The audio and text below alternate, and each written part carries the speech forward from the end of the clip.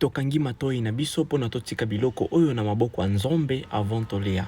Wanlongo yave nkuwa mikangu ntoto wa mvimba uzedi kwa nzitu swaku.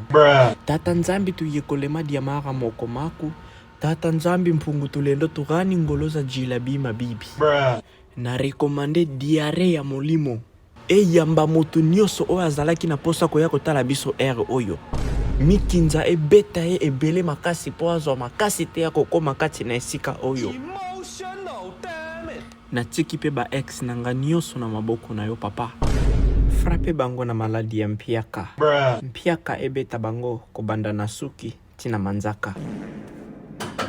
Yenterebosha ya mapraso, mare zikere. On voulait manger cet repas en paix. Voilà pourquoi on demande l'esprit de Kimia, esprit de l'appétit.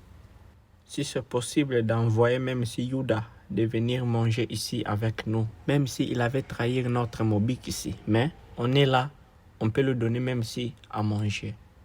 On est une bière à côté. Amen. Amen. Amen.